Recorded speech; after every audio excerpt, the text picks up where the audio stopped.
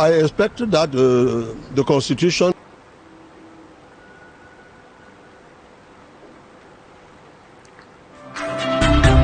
Le mardi sur Equinoxe Télévision. Vous tapez, attendez, vous tapez les enfants qui, quand ils échouent. Non, si, mon fils, là, quand il a fait l'échec, de BPCI, c'est un gars qui n'était pas conscient. C'est un gars que j'ai appelé moi, deux gars du quartier. Pour bien basculer. Il faut bien donner la leçon. Nous sommes en Afrique, je dis bien deux gars du quartier. L'homme a sa façon d'être, il a sa psychologie. La femme a sa psychologie. La femme, c'est l'émotion.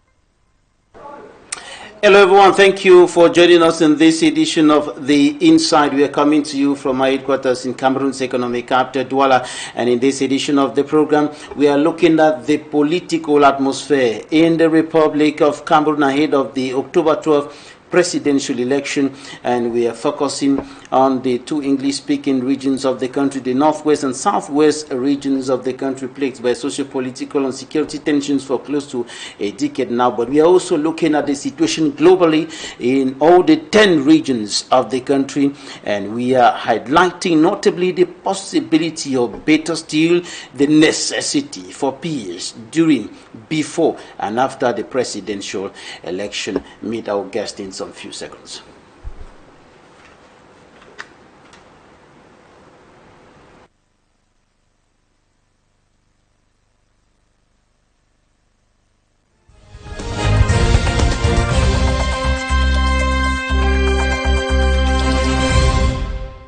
Right, our guest today is Honorable Edward Adamu Lambe. He's a member of Cameroon's lower house of parliament.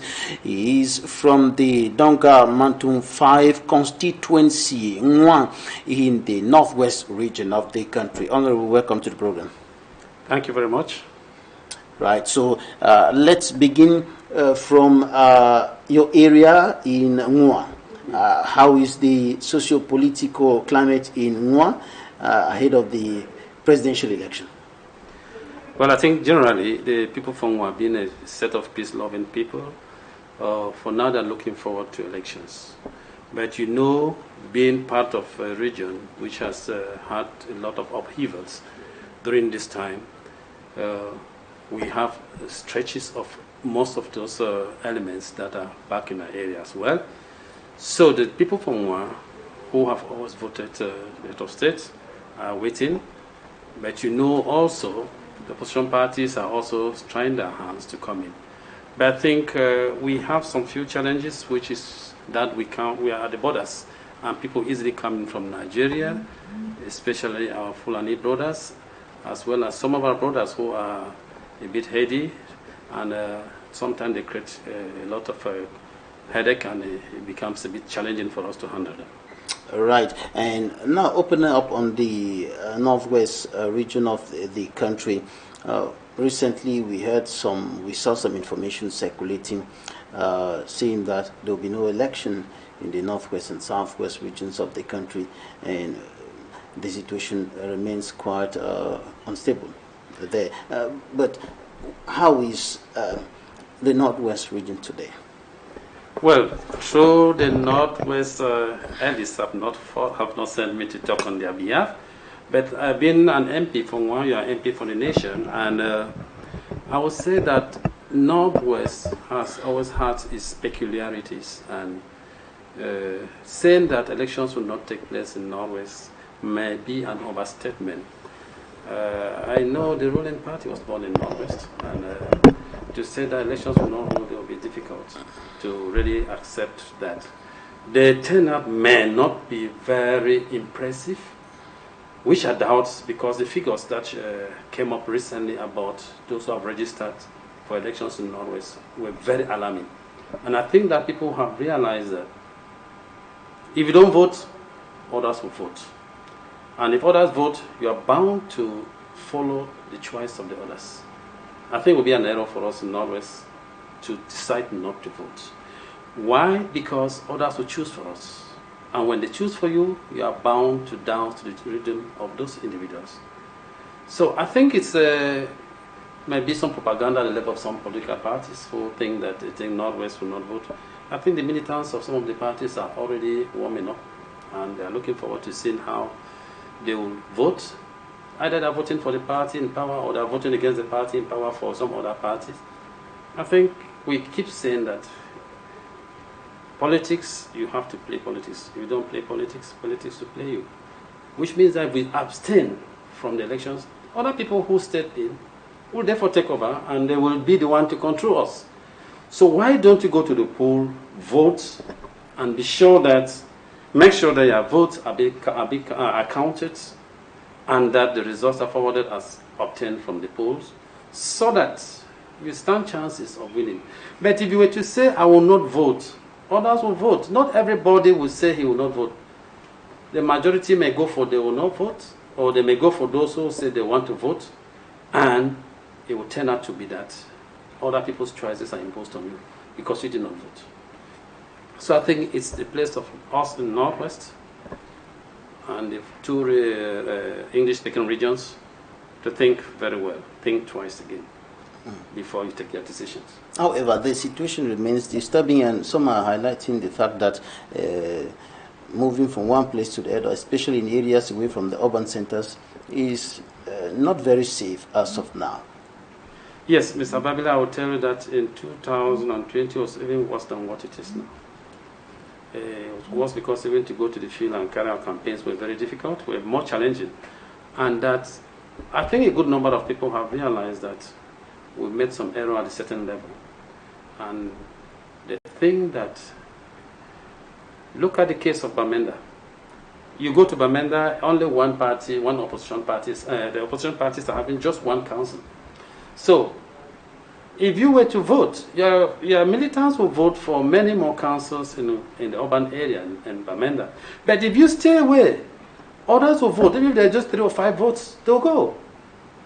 So, Mr. Bella, I think that it is our responsibility, civil duty for us to vote in the Northwest and vote for the parties we want.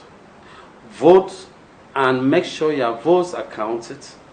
Make sure the results that are sent are forwarded reflect what we obtain on the field, so that you have every reason to lay a complaint if what comes out is not in compliance with what you obtained on the field. So, Honorable, yes, about the responsibility of the people, it's normal for everyone to say, go and vote, because it is a civic duty, it is their right, and so they have to vote. But then, someone listening to you now will be asking the question, how do I move from my home to the polling station? How do I move from where I am to get to where I can vote and do this in safety? Yes, I know generally it's very challenging on election days or a few days to election period. But I think the state has often taken steps to make sure the polling stations are well guided, and that roads that lead to polling stations are also taken care of. And I think the state will not fail us in still doing that. We know it's a bit challenging that sometimes, even after voting, your life is still not safe because they may go after you at your homes or in your homes. But we want to still plead with our brothers and sisters who are still firm on the fact that we don't have to vote to step away from that stand. You're not helping yourself, you're not helping us in any way. So let's look at it in terms of if we were to share the booty of the elections. You did not share, you did not vote in Northwest, or you didn't vote where you are.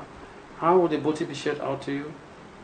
So politics is a game of interest and a game of calculation. You must calculate very well to know why you are stepping in or you are stepping out.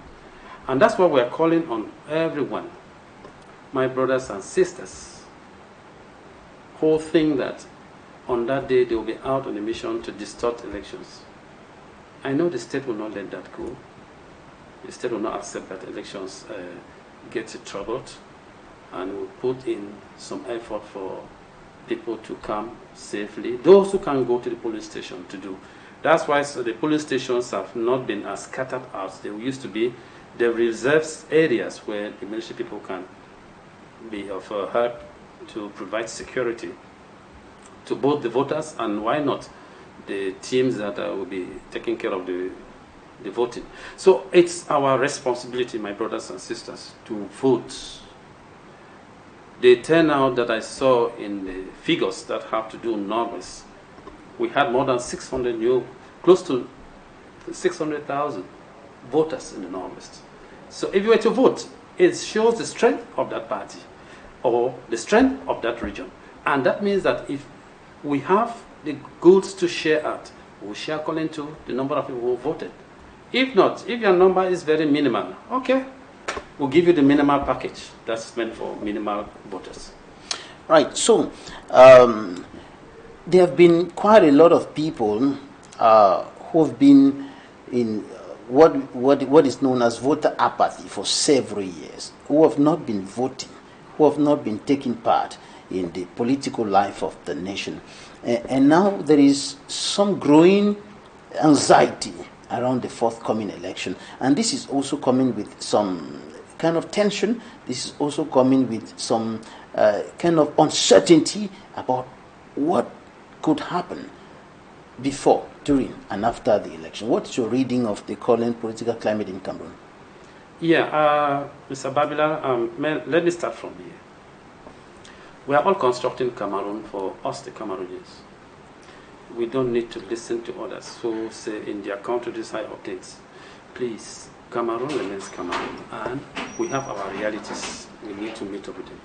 If people who, before this time, prior to now, did not think that voting was necessary, and have seen other people represent them, and have realized that those who are representing them probably aren't doing what was supposed to be done, and they want to step in, good news for them. Because they will now have the choices, their choices voted. You see, I think that people who did not vote, who are coming in, is because they have realized the mistakes they made in saying that they didn't vote, and others voted their choices. So they are now coming in to say, we want the decision to be made by us in this manner. We want to vote in this individual, so that this individual can deliver the goods. Well, I don't think, or I will not pray to have after elections issues. Because there are after elections issues, people who had hardly voted and who came in to vote this time, I know their anger will be in excess. We just plead that whatever comes our way, we need to be very careful, because in destroying one or two things in the Northwest, you've helped us to move 1 or 2 steps backwards. You are not helping us in any way. We did destroy bridges, we did destroy schools. Now our children aren't going to school in some villages. Some villages are difficult to get to there because the bridges were all destroyed. So we need to think twice again. We don't need to be fools all through. Emotions, yes.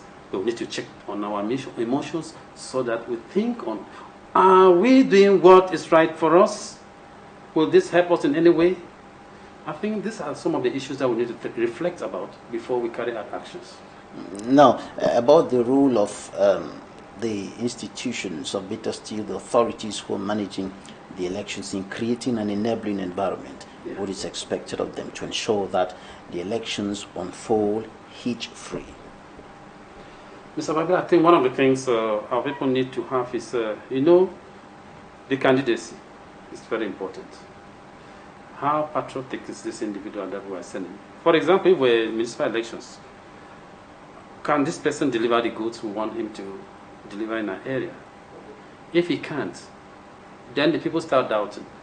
But when people have confidence in the candidate they have chosen, and that candidate is voted in, and at the end of the day the results get distorted as people think, that's where people can think otherwise. But Mr. Babila, the authorities that be are always trying to play the fair way out of it, which means that the state has nothing to do in terms of the elections. But the state has put in structures that monitor the elections, structures that declare who is viable or not.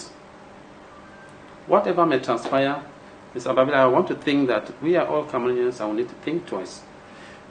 Destroying the image of this country, we are not helping ourselves. Destroying the image of our divisions or subdivisions or our regions, we are not helping ourselves. We have destroyed them for long. Mr. Babila, may I say this to you?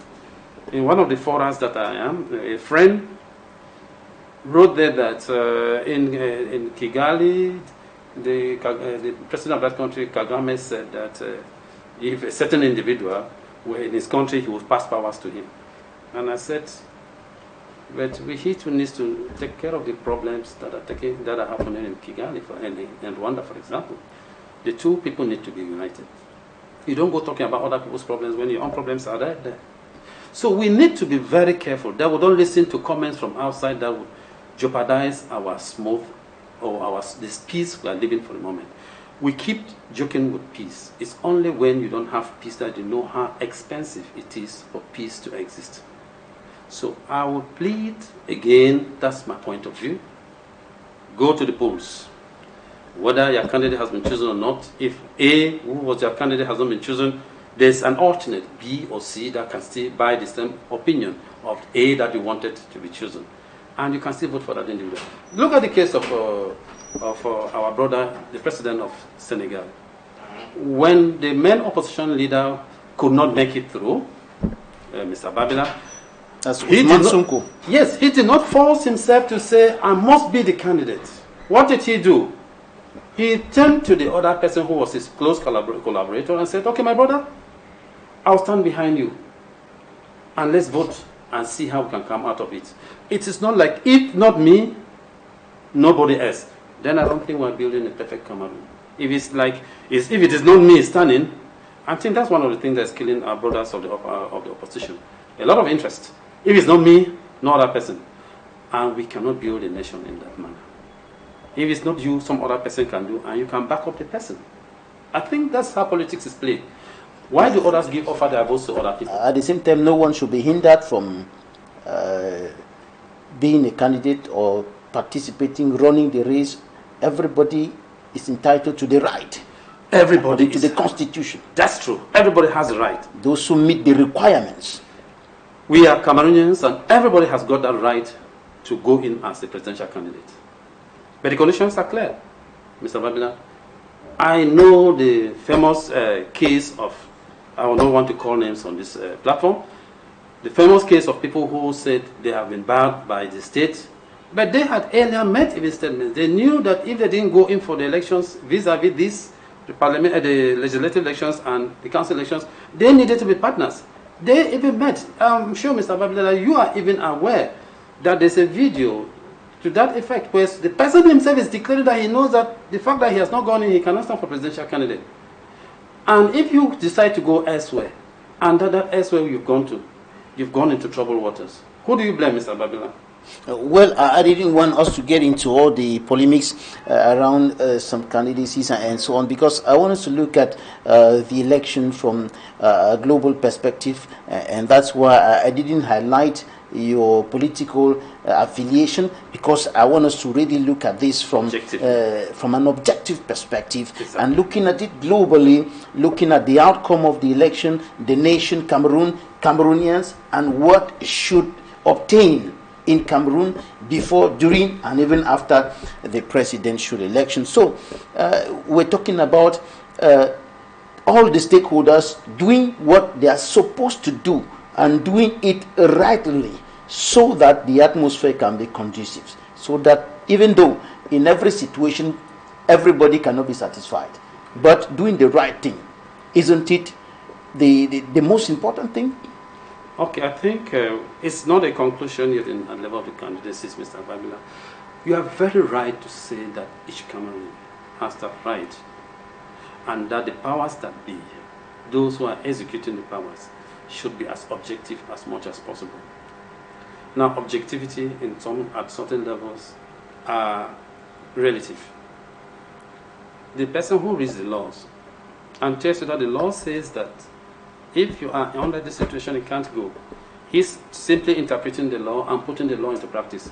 If you are an innocent person who does not have a knowledge of what the law says, for sure, your own candidate, who was this, you surely say, no, those people are not handling it very well.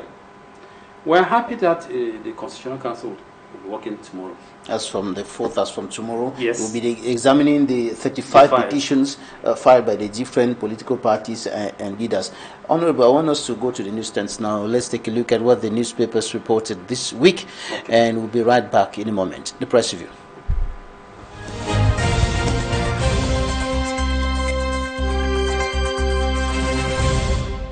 Four years of no school is not 4 months, or is not a term. Mix up there. We are going to the newsstands and we want to take a look at what the newspapers reported this week. Let's have the papers coming.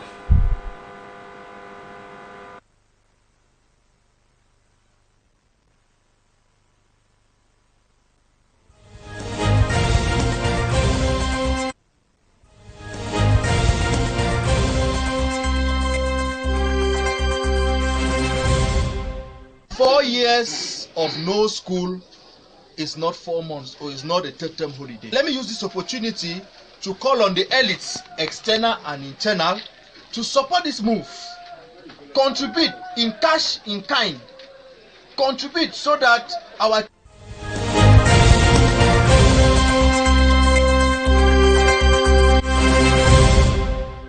I expect that the Constitutional Council should do its job as well as possible, that to maintain peace in the country. Democracy is not what puts food on people's plate. Democracy is a process that is used in the nation by the people to select those to whom they want to give power and authority to govern the nation. But if you give people the power and the people don't use the power to do the economics, that's to create wealth and to do the development, it will fail woefully, and that's why we are where we are today. Systems work based on three main things: number one, politics; number two, economics; and number three, development. And for these three things to work effectively, you have to have the right type of education. And the right type of education we are talking about should be the education which favors STEM: science, technology, engineering, arts, mathematics, entrepreneurship, and all these things, so that you can create wealth. We decided to come and join the Ministry of Women Empowerment and Family to celebrate this African Day of the Woman, because, as I said, without the women, Bangen Council municipality is nothing. The women are just so important. Talking about injustice and things like that is exacted on women. In the Bangen municipality, that's an affair of the past. Before now, we came here to sensitize the women to register for the elections, to register, and the registration was effective as we worked in collaboration with the administration and the ELECAM team. And so today we came to encourage them that to register is one aspect. Now is the next phase that they have to vote so that their voices will be heard. So we encourage the women of Kupe, Manunguba and Bangen in particular not to stay at home. I think most of them have registered. And why not vote on that day?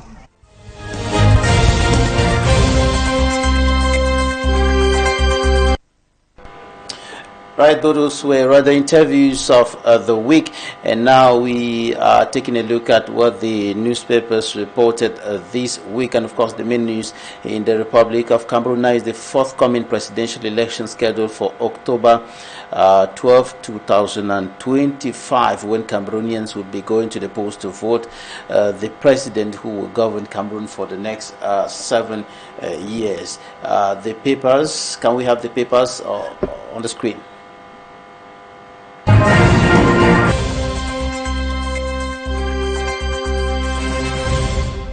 4 years of no school is not 4 months, or is not a term holiday. Let me use this opportunity to call on the elites, external and internal, to support this move. Contribute.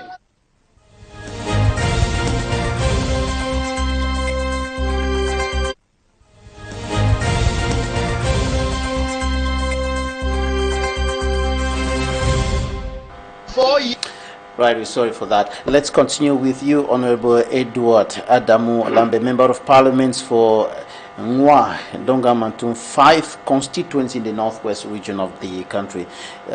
if there were to be, if you had 3 words of advice to Cameroonians with regards to the forthcoming election, what would be those 3 words? First of all, the first step, first advice would have been go and register. Even though, unfortunately, registration has already ended. It's already ended. Then the second thing is, for those who have already had themselves registered, go to the polls and vote. Make sure your votes are counted. Stay there until the votes are counted. Make sure the papers that have to leave there carry the information aptly as it happened on the field. Please, no violence would help us in any way. Violence will only lead to violence, and no 2 instances of violence can help us in any way. So, my brothers my fellow Cameroonians, my brothers from Northwest, please go to the polls and vote. Vote the candidates you think is eligible. And I think, let's say that you have played your own role. Let the other stakeholders play their own role in preserving and providing the reports, providing the results, so that nobody complains tomorrow, Mr. Babila. That's the advice I'll give. I will tell them, do not copy the violence that has happened in other countries. It may not be the same here. It may be more violent. It may be less violent, but violence does not count. All the destructions that happened during the violence, after that we need to resettle and see how to reconstruct them. We will be losing. Cameroonians, Cameroon remains our country. It's our duty to go to the polls and vote. Vote your candidates and be sure that the votes are counted. I'll keep repeating that part of it. If you don't vote, others will vote, and the choices will be imposed on you, Mr. Babila. So, I keep going back to that common saying in English that if you don't do politics, politics will do you. So, you better do the politics by voting. If you don't vote, others will vote their candidates, and their candidates will be imposed on you. It's quite logical there for us. So, don't copy what is happening in other countries. Don't listen to what people are saying from other countries. Hey, with us, it's not Cameroon. My brothers, Cameroon remains Cameroon, and remains the only country in which you, as an individual and a citizen from this country, where you say what you want, how you want, and it goes the way you want. You can't say it the way you are saying in Cameroon. Elsewhere, in other people's country, you don't have that right. But as a Cameroonian, you have that right to say a lot of things. You have that right to protest. Even those who are protesting, they have that right because they are Cameroonians. If they were not Cameroonians, they would not protest. So why will you want to destroy the country in which you can protest, the country in which you can say what you want, the country in which you can win if you carry out your elections well, or you carry out your campaigns very well? Why would you like to destroy a country of yours? Remember, we are all moving. And one day, others will also come to sit. Right, in a country in which we can protest, we can say what we want to say, even though we're not sure about what will happen after we must have said what we want to say, even though a lot of people are complaining about repression of dissenting voices and so on and so forth. Now, we have some Africans who are making some kind of mockery of some of the things happening in Cameroon and wondering if Cameroon is an island and so on, with Ivorians who are on the street saying Alassane Dramane Ouattara shouldn't stand as candidate, though he's just 80-something, a little above 80 years old, and so on. But then, all of that is happening in Cote d'Ivoire. Make a mockery of us. But I don't think they have had peace as much as Cameroonians have done. Look at what happened what happened in the days of Bako. A lot of destruction. Good. A lot of people killed. You know what happened in Cote d'Ivoire. Is that what we are looking forward to for Cameroon? No. So we will not want to listen to others make mockery of us and say this, and we dance to the tune because we want to stand and say. Let me give you a simple example. In the neighboring Nigeria here, when the current president was about to be voted, you know what happened. Even when he was voted, you know what people said. I will tell you that in Liberia, you saw a case where a young person was being voted out of power for an elderly person to come in. it's not like I'm saying that I buy the opinion completely, but I want to tell you that the young people have their own dynamics. The aged people are there with their wisdom. That is why you could find the case of Liberia, where our brother, the younger person, was outvoted for an older person, far older. So probably because he did not perform. Surely he didn't perform. He didn't deliver. What is the guarantee therefore? Expected. What is the guarantee therefore that the young person you are looking forward to will provide the goods? Mr. Babila, ruling a nation is not a child's play. I happen to have been in part of the World Bank summit last October in the US, and I remember a cross-section of our brothers from Senegal, the 2 ladies and 2 other men who came, and in that during that session they were complaining a lot about this current situation in Senegal vis-a-vis the old president and the current president, and their cry was like, why did this happen with it? Why did the World Bank offer this amount of money to this person, and why is it happening? Just to tell you that there's no guarantee that it's the youthful people who provide all the goods. But there's that probability. But we also have to think twice. Do we just give to somebody because we want to? It's true that election is a matter of choosing. I will say one thing, Mr. Babila. Our older people kept saying that what an old man seated on the ground can see, the young people, even that's on the hilltop, will not see. We are Africans. Many Cameroonians will tell you that statement does not hold. That's the point of view. I think that's one of the reasons that we're happy that we're coming. Because they think that the President of the Republic has not delivered the way they expected. Yes. Looking at the socio-economic and security situation of the country, poverty, hardship, Mr. Babila, misery, and all of that. I understand you. Let me say a few things. Mr. Babila, we're not saying that the head of state has not done anything. We have the second page here.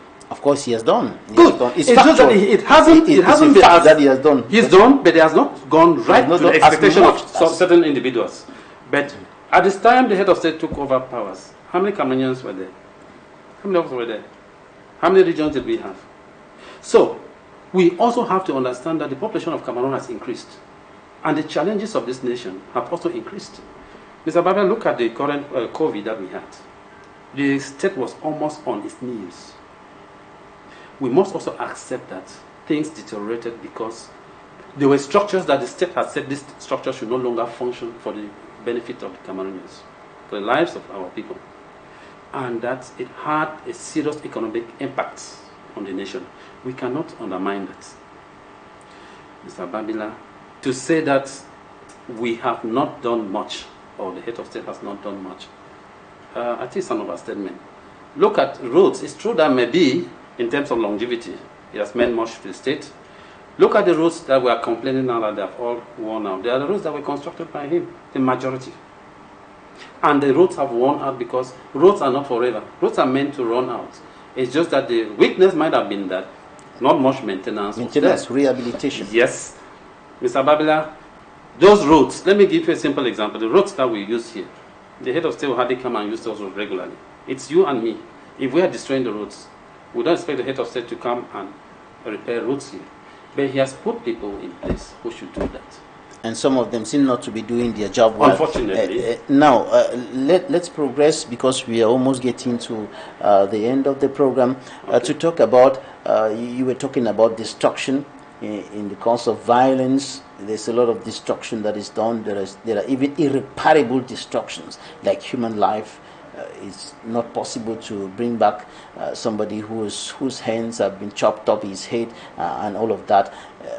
Now, much of this has happened in the northwest and southwest regions of the country, and now we're talking about reconstruction and development of the 2 English-speaking regions. And you were recently in a meeting with the Prime Minister in Bamenda, and you heard the outbursts of anger of the Minister of Secondary Education, Professor Nalova Leonga, over the state of roads in Bamenda.